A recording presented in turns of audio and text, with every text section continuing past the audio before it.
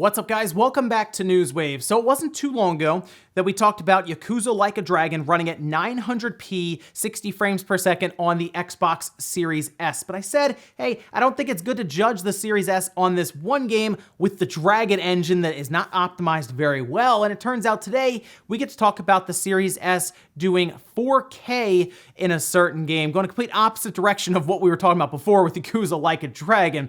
Also, we get to go over a leak that has hit the Switch and Pokemon, not the DLC leaks. I mean, the DLC is basically out now for Pokemon. No, more about a prototype for a very recent Pokemon game. Guys, if you enjoy these videos, make sure you hit that like button, helps out a ton. And if you're brand new here, hit that red subscribe button down below. And we're gonna start today with the Outer Worlds on the Nintendo Switch. When this game came out, a lot of people looked at it and said, something seems to be wrong with this game because it's very blurry on my screen and it doesn't run particularly well. We know that there were issues in development, specifically with the whole COVID-19 situation and remote work, the pandemic. It was all over the place. They still managed to ship the game out. It was physical, all of this, which was really cool. But despite the game being portable, again, a really cool thing because we didn't have Fallout on the Switch, it still came at a cost. Now it looks like they have released a patch 1.2 that is going to work to fix a lot of those problems. You can see the patch notes here, and there are quite a few of them. You can see starting at the top, implemented a half-resolution SSAO, implemented clouds and skybox, which is good because now the sky won't just look like, nothing. There will at least be clouds there. They disabled subsurface profile shading, added depth of field to conversation camera, which is good because before you would have a character you're talking to and the background would not be blurred, so it wouldn't focus in on that character. It was very weird to see that. And then they did several optimizations, it looks like, to improve overall CPU performance and even pack textures, for example, to save memory. A lot of optimization here, so I would expect the game to run overall better and look better and have more detail and less of the weird glitches and strange things that weren't the same as the other console versions. Like I said, the whole depth of field thing and conversation really threw me off when I first saw it, but I'll have to check this one out. 1.2 is out now, so if you had the game and you stepped away from it for a bit, go back and see if it looks any better for you. Also, Ghost of Tsushima Legends is out, and it is awesome. Like, if you have Ghost of Tsushima, maybe you beat the game, you put it down for a bit, go back and check out this multiplayer mode. It is really cool. There's a lot to do in it, ton of content. It's a free download for anyone who owns the game. But what if there was a Ghost of Tsushima 2 in the works? Maybe there's all new DLC because now a new job listing is having a lot of people speculate and talk about that idea. You can see the job listing here, and it's for a narrative writer. And for the most part, it's pretty straightforward until you get to the bottom of the requirements section because it mentions the desire to write stories set in feudal Japan. This is on Sucker Punch's websites under their job listings. So does that mean that they're going to stick in that setting, in that time period, and work out a new Ghost of Tsushima 2? Maybe Sony sees this as a franchise they can take forward because it's sold really, really well. Even in Japan, it sold well for them also. So maybe that is the case, or maybe they're thinking they can continue to build on what's already there since it's not only going to be backwards compatible with the PS5, it will have some enhancements. Maybe they continue to work on that also. And we get a whole other story section for Ghost of Tsushima, and then maybe they also move on to some other new project. I don't know. I wouldn't mind them continue to work on Ghost of Tsushima and add more to the game overall, maybe even in a full sequel. It's a great looking game, and to see them maybe make a new one built from the ground up for the PS5, that could look crazy. Oh, and as we go into next generation, we keep talking about these ballooning file sizes. File sizes getting up over 100 gigabytes overall, and it's pretty frustrating. Call of Duty, over 200 gigabytes on the PC before they implemented a way for you to remove and uninstall certain parts of the game. Well, check this out from Fortnite. It's an update, and it actually shrinks the overall file size tremendously. They say, please note the patch size will be larger than normal on PC, approximately 27 gigabytes. This is to make optimizations on PC, resulting in a massively reduced Fortnite file size, over 60 gigabytes smaller. Smaller downloads for future patches and improved loading performance. Now, as we move into the SSD or the NVMe drive even becoming just the default rather than mechanical hard drive, you could see things like this where they remove a lot of duplicate files. Maybe there's a lot of junk left over from all of the updates that they've done for Fortnite and so on, just overall optimizations.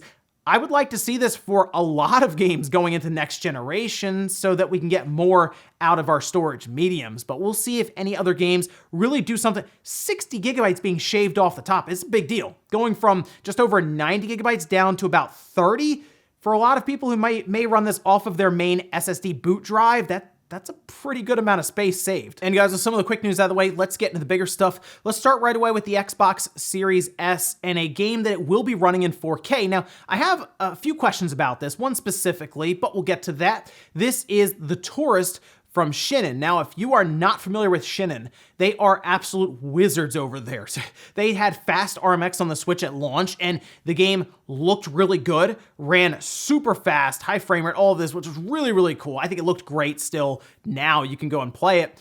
But they did The Tourist. I like The Tourist. Kind of has these 3D dot Game Hero vibes with the visuals. Love that game. Wish that game would come up to new platforms now, but maybe. We'll see. But The Tourist is a really, really cool game released on the Switch. Now it's on the Xbox, PC and all of this, and it looks like it will be hitting some fairly high resolutions on the Series X at 6K, and even 4K on the Series S. This is what they had to say. For us, it's the very powerful GPU, so it was really easy to up the visuals in The Tourist to perfection. Depending on Xbox Series X or S, we rendered at 6K or 4K resolution, and then downsampled to the target resolution, so you have a very crisp, yet extra smooth, super sample display.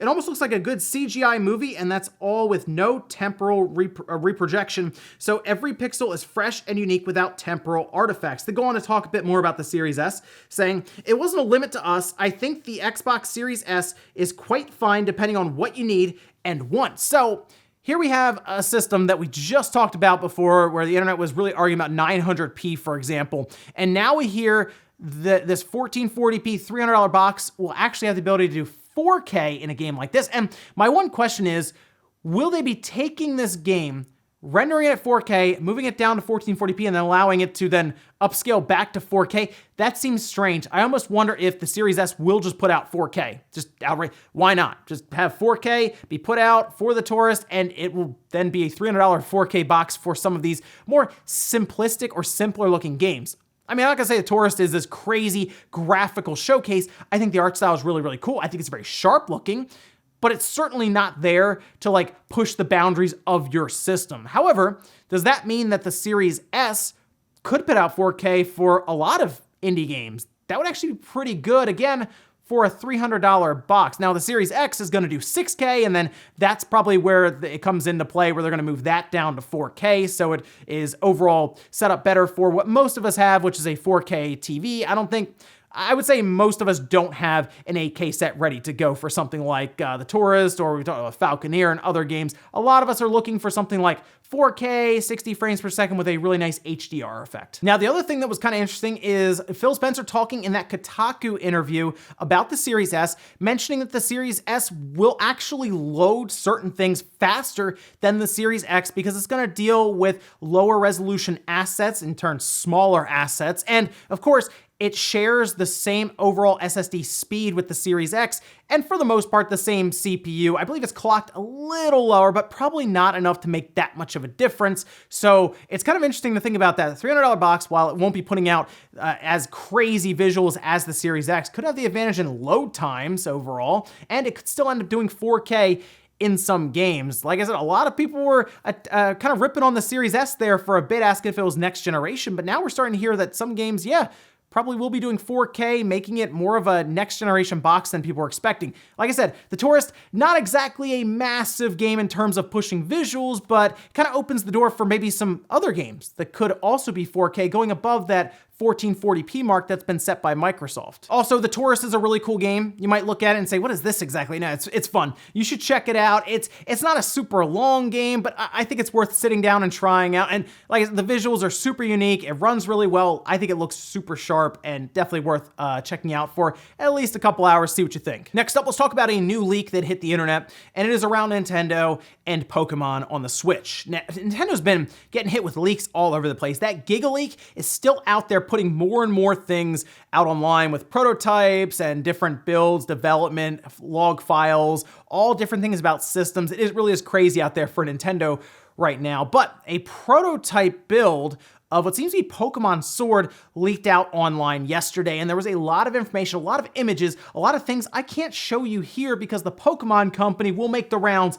and start shopping videos and web pages and stuff down. So I'm not going to show you any images of it. I'm also not going to link to any of it, but we will talk a bit about what happened exactly here and what is in that prototype build. Now you can see here over on Twitter, Luigi Blood says, yes, a March 2018 build of Pokemon Sword has leaked today, alongside from what I understand to be a December 2017 build of Let's Go Pikachu and Eevee that has yet to be extracted because it was leaked as a passworded zip file meant to be cracked using plain text methods. Now, according to Lutu, who started going through the prototype for Pokemon Sword, says seems to use Sun and Moon as a base and had a mini-map at one point, seems to show Alola's Royal Avenue, screenshots show a work-in-progress train station, Route 1, and Hop's house. Beedrill, which is not in the final game, is in the background and is replaced on Route 1 by Butterfree. They go on to say, that being said, the title screen is clearly a mock-up piece of art. It seems this was designed without the Pokedex cut in mind, and both Mega Evolution as well as various forms are present. So I looked at the title screen's really cool looking, actually. It looks way better than what ended up being Pokemon Sword's title screen. That's kind of a shame. You can, like I said, you go online, Twitter, you can find it very, very easily. No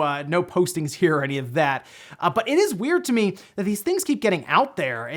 This leaked onto 4chan. It's hard to say how this happened. We, of course, have heard that things have been hacked, and maybe this was ripped from Nintendo's servers, or Pokemon Company servers. It's really weird that this gets out there when the game is like, what, a year old now, when we see full prototype builds, which, by the way, is playable. People are actually playing through this and checking things out. There are screenshots of massive work in progress, unfinished sections of the game that's just like polygons that you jump around on, and you can see the CPU and the GPU percentages changing as you are looking and moving around and all this. It's interesting stuff to see a game like this in the development state that it was with this build in 2018. I'm also curious about that Pokemon Let's Go Pikachu and Eevee leak that is out there currently, 2017 build that's locked. I'm sure that will eventually get cracked, and we'll see what was in there as well. Maybe some early ideas and changes they had to make as they got towards release on that one. But interesting stuff to see this leak out just ahead of the DLC even, and who knows about the origins on it, but I would check it out just to see what they had to cut and some decisions that had to be made in the Pokemon Sword release. Next up, let's talk about a new service from Ubisoft that's gonna be replacing a lot of their current services. This is called Ubisoft Connect, and what this is going to do apparently is work to connect all of their games and all of their systems together with cross progression, which is pretty cool, leaderboards, and even unlockables, achievements, and rewards. There's a lot of stuff going on here, but there is one thing that I really, really like to hear, and that has to do with cross progression. We can see here IGN quotes this saying, Ubisoft Connect will also fully embrace cross-platform features, including full cross progression, cross-platform friends lists and stats and leaderboards. So think about it this way. If you are playing something like we have Immortals Phoenix Rising coming up, that's on all platforms, including the Switch, you'd be able to play it on your Switch and then I guess transfer your save over to something like your PlayStation 5 or your Xbox Series X. And that is a cool thing to hear because we've seen the Switch do this with some PC games. Civilization has this as an example, where you play on your PC and then you transfer it over your Switch and then you can take it on the go. I like that idea a lot with Ubisoft. It seems that they're going to have an account you sign into, and everything is kind of saved to this account through the cloud, and from there you can decide where you're going to progress, which system, all of this. Now, we'll see how this works in practice, because it sounds cool, but I don't know, we could see glitches or who knows what goes on there. I just like the idea that going forward, any game that is just out there on all platforms, you can just transfer it back and forth. But it is interesting to think about cross progression now, going between PlayStation and Xbox. It is Ubisoft doing it with their own service, but we're getting to that point where everything is almost like merged together with these third-party games. Anyway, Ubisoft Connect will be launching at the end of this month, October 29th, alongside of Watch Dogs Legion, and that will be for the PlayStation platforms, Xbox, PC, and the Nintendo Switch. And in our last bit of news, let's talk about a strange game that's been in development since 2016. It was shown off during one of Xbox's events, and this is called Scorn. The reason we're talking about Scorn today is because there was a 13-minute gameplay trailer shown. This is going to be on the Xbox Series X and S, along with PC. This is going to be in 2021, and you can see some of the gameplay trailer here, and it is a very interesting looking game, I will say. I like the visuals look good in terms of the overall graphics. The art style and setting and all of this is a bit strange, a little off-putting, but that's the idea of the game overall. In fact, the way they describe it is a dark and grotesque horror adventure game set within a biomechanical labyrinth. It was first revealed in 2016 and is a narrative-driven first-person shooter that combines grotesque body horror and action gameplay with the bizarre and nightmarish imagery. Yes, so the one thing I looked at this, I said, okay, well, visually, yes, it is grotesque. It's supposed to be a horror first-person shooter narrative-driven style game, but like I'm watching it and it just didn't look like a lot was happening, I guess. I mean, like everything's really unique looking, which is cool, but you're just kind of walking through, there's no real HUD, and you're just kind of shooting these weird creature looking things. And for that was kind of it. I don't know if this was just them kind of walking through and just showing off the visuals, the setting, the environment, all that. And if that's what it's supposed to do, they did a good job of that. But if this is a narrative-driven game, I didn't really see a ton of that in this gameplay here. So I hope there's still more to show and a lot more about this game, because what was shown was kind of simple looking. It looked visually impressive to the point where I could see this as like, okay, yeah, that looks kind of next gen at times. But let me know what you thought about the Scorn gameplay that was shown off yesterday. And we'll finish up with the comment of the day, as you're seeing here. This is from Aaron saying, shortly after the new consoles come out, we'll start asking about Nintendo Directs again. You know what? I've realized there hasn't been a lot of talk at all about that, has there? Since that Mario 35 Direct, we really haven't said anything about Nintendo Directs at all. Usually it's like, okay, when's the next Direct? It's almost like maybe just the overall hype of next generation has kind of drowned out a lot of what would have been said about Nintendo and presentations and all of this. Just haven't heard a lot. Now, we know, of course, Age of Calamity is coming out next month. There's Pikmin in a little over a week now, but like, it's been kind of quiet on the Nintendo front recently, hasn't it? We'll see what Nintendo has planned for next year, because I do think 2021 is going to be a big year for Nintendo. I think we could see some new hardware with a revision for the Switch. I think we'll see a ton of first-party releases and maybe some third-party stuff that comes around as well. But right now, it's kind of, to me, kind of the calm before the storm happens with Nintendo in 2021. And ladies and gentlemen, that's gonna do it here for Newswave. If you enjoyed this video, guys, hit the like button, really helps out. If not, hit the dislike. Leave comments down below about everything we talked about today, whether it's the Xbox Series S actually being able to do some 4K games, despite it being advertised as a 1440p box. We're starting to hear about some of these games. Now, indie games specifically with The Tourist, we'll see if anything crazy happens where they do 4K in some really visually impressive game. Also, what do you think about that Pokemon Sword prototype leak from 2018? Let me know if you saw anything interesting in there. And then that Scorn gameplay. Did the overall premise or the visuals or the gameplay itself surprise you? Let me know, guys, down below. Thank you so much for watching, and I'll see you next time.